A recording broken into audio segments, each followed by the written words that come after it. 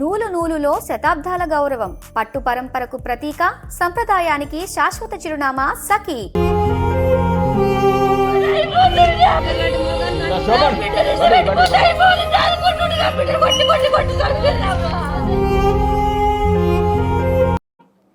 YouTuber Vaishnavi మరణించినటువంటి సందర్భంలో యావత్ 2 తెలుగు రాష్ట్రాలలో తీవ్ర దిగ్భ్రాంతి నెలకొంది.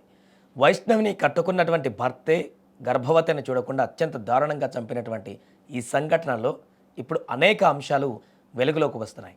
దీంట్లో ప్రధానమైనటువంటి కారణం ఇప్పుడు సంచలనంగా మారింది. వైష్ణవిని అత్యంత కిరాతకంగా హరిబాబు చంపడానికి గల ప్రధానమైనటువంటి కారణం తన వక్ర బుద్ధి. కేవలం వరకట్నం కోసం తాను ఇంట్లో ఇష్టం లేకుండా హరిబాబు వైష్ణవిని పెళ్లి చేసుకున్న తర్వాత పూర్తిగా వైష్ణవి వాళ్ళ ఇంటి దగ్గరే ఉంటున్నటువంటి సందర్భంలో హరిబాబు కుటుంబ సభ్యుల నుంచి మొదలైనటువంటి ఒత్తిడి, ఆ కుటుంబ సభ్యులతో పాటు కలిసి ఉండాలనేటువంటి ఆలోచన, వారి తల్లిదండ్రులు చేస్తున్నటువంటి మానసిక వేదన, కట్నం తీసుకురావాలని చేస్తున్నటువంటి ఇబ్బంది, ఇవన్నీ హరిబాబును ఒక మానసిక క్రూరుడుగా మార్చేశాయి. దీంతో ప్రేమించినటువంటి కన్సర్ను మర్చిపోయి తను కూడా ఒక మృగంగా మారిపోయాడు. అత్తమామలను డబ్బులు కావాలంటే వేధించడం మొదలుపెట్టాడు. వరకట్నం కావాలంటూ వేధించడం మొదలుపెట్టాడు. ఆ తర్వాత డబ్బులు ఇస్తేనే ముందుకు వెళ్తుంది సంసారం అనేటువంటి విధంగా స్లోగా బిహేవ్ చేయడం మొదలుపెట్టాడు. హరిబాబు తల్లిదండ్రుల యొక్క మానసిక హింసతోటి అతనికి లేనటువంటి ఇంటెన్షన్ కూడా కలిగించే డబ్బులు కట్నము అని చెప్పేసి తనకు నూరు పోసినటువంటి అనేక అంశాలను హరిబాబును క్రమక్రమంగా రాక్షసుడిగా మార్చేశాయి. ఆ రాక్షసత్వం ఈరోజు ఇద్దరిని చంపేంత వరకు తీసుకువెళ్ళాయి. దీనికి సంబంధించి ఒకసారి వైష్ణవి వాళ్ళ బంధువు కూడా క్లియర్గా మాట్లాడింది. ఏం జరిగింది, అంతకుముందు ఎలాంటి పరిస్థితులు ఉన్నాయో కూడా చెప్పింది క్లియర్గా. పోలీసులు కూడా ఆల్మోస్ట్ దీనికి సంబంధించి నిర్ధారణకు వచ్చారు. వరకట్న వేధింపుల ప్రధాన పాత్ర పోషించాయి ఈ యొక్క మర్డర్లో అని చెప్పేసి ఒకసారి ఆమె మాట్లాడిందో ఆ బయట కూడా విందాం. మీరు నాకు 10 లక్షల కట్నం కావాలి, 10 లక్షల కట్నము సామాన్లు అవన్నీ తెత్తనేటికి రారా, లేకపోతే నువ్వు రాకు, దాన్ని చంపన్నారా కట్నం అన్నదే అంటే అత్తమ్మ మా అమ్మకి ఇట్లా అంటుంది, దాన్ని చంపమంటుంది, లేకపోతే కట్నం అన్నది ఏమంటుంది అంటే అల్లుడా చంపుడు ఎందుకు, పెళ్లి చేసుకుని చంపుకునేందుకు, నీ కట్నం నీకు ఇస్తుంది, నాకు అప్పు బాగా అయిపోయింది. ఇప్పుడు మొన్న నువ్వు మందు తాగుతూనే మీ అమ్మ 1 రూపాయి పెట్టుకోపోతే నేనే 5 లక్షలు పెట్టుకొని లేపుకున్నా, 5 లక్షలు పెట్టుకుని లేపుకున్నా. ఇప్పుడు మళ్ళీ నీ దానికి దీనికంటే నాకు బాగా బాకులైన అల్లుడా ఇత్తది, నీకు ఇత్త, నా కొడుకులు ఆ పని చేసి ఇచ్చిన కొద్ది ఇత్త అని అది మస్తు మెప్పించుకుంటూనే వస్తుంది అల్లుని. వాళ్ళు కడుపులో గట్ల పెట్టుకొని తల్లి అన్నదమ్ములు ఈడు ఒక్కటై చంపుతాడని మేము అస్సలు అనుకోలేదు. చాలా క్లియర్గా ఒక ఇంటెన్షన్ మనకు కనిపిస్తుంది దీంట్లో. హరిబాబు పూర్తిగా వాళ్ళ తల్లిదండ్రుల ట్రాప్లో పడిపోయాడు.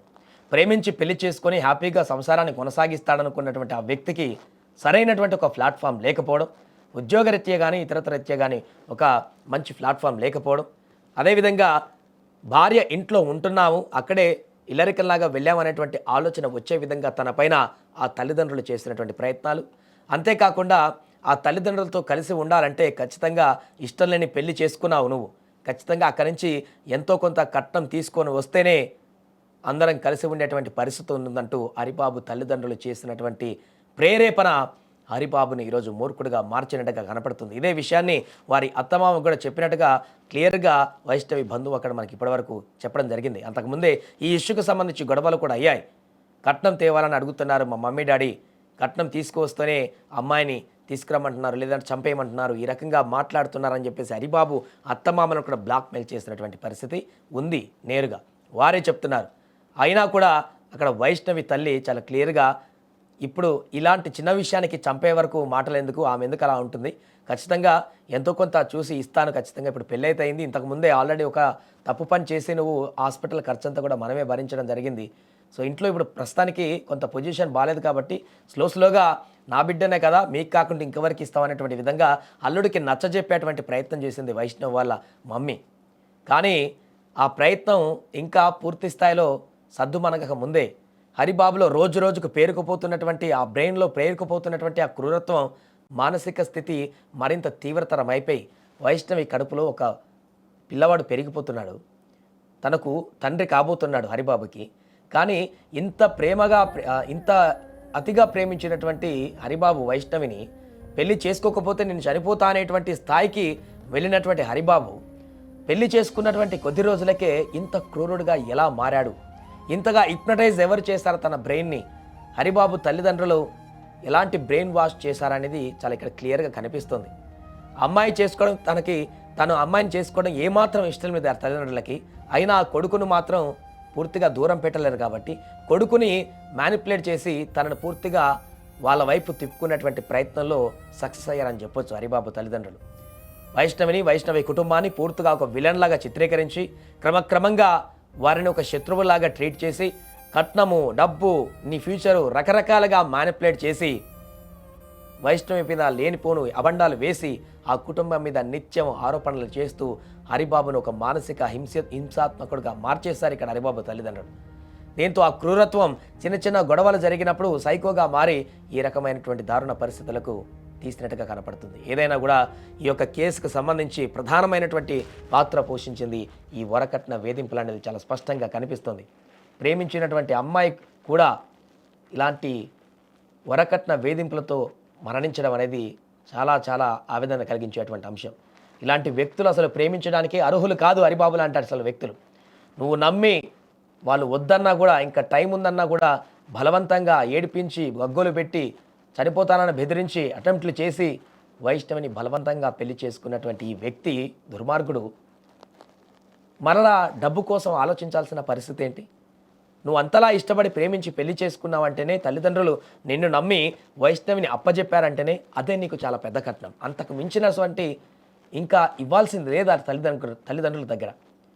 నీ గురించి పూర్తి స్థాయిలో తెలవకపోయినా ఇంతగా ప్రేమిస్తున్నాడు వైష్ణవి లేకుండా నేను బతకలేనని చెప్పేసి అటెంప్ట్ కూడా చేసేటువంటి ప్రయత్నించాడు. ఇంకా ఎందుకులే పాపం తను చూసుకుంటాడు కావచ్చు, ఇంతగా ప్రేమిస్తున్నాడు అని చెప్పేసి నమ్మి వైష్ణవిని తన చేతిలో పెడితే హరిబాబు చేతిలో ఇంత దుర్మార్గుడుగా మారతాడా? తన మైండ్ సెట్ ఏ రకంగా ఉంది చూడండి. ఇదంతా కూడా పక్క ప్లాన్ కాకపోతే ఏంటి? వాళ్ళ తల్లిదండ్రుల ట్రాప్లో పడి ఇదంతా చేశాడా, లేకుంటే ముందే ప్లాన్ ప్రకారం వైష్ణవిని బుట్టలో వేసుకొని ఇదంతా స్కెచ్ ప్రకారం నడిపించి వారి దగ్గర నుంచి డబ్బులు లాగేటువంటి ప్రయత్నం చేశాడు? ఏదేమైనా కూడా వైష్ణవి ప్రాణంతో పాటుగా కడుపులో ఉన్నటువంటి పసి బిడ్డ ప్రాణాన్ని కూడా తీసినటువంటి దుర్మార్గుడికి కఠినమైనటువంటి శిక్షలు పడాలంటూ ప్రతి ఒక్కరు కూడా నిలదీస్తున్నారు. వైష్ణవి కుటుంబ సభ్యులైతే ఆ వ్యక్తి కనిపిస్తే ఖచ్చితంగా ఉరేయాలని చెప్పేసి ముక్తఖండంతో భావిస్తున్నారు. గ్రామస్తులందరూ కూడా ఇలాంటి దుర్మార్గుడా ఇన్ని రోజులు మా గ్రామంలో ఉందంటూ కూడా తీవ్ర ఆగ్రహాన్ని వెలుబుచ్చుతున్నారు. ఏదేమైనా వైష్ణవి కేసులో తాజాగా వెళ్ళినటువంటి ఈ ఆసక్తికరమైనటువంటి అంశం అయితే ఇప్పుడు చర్చనీయాంశంగా మారింది.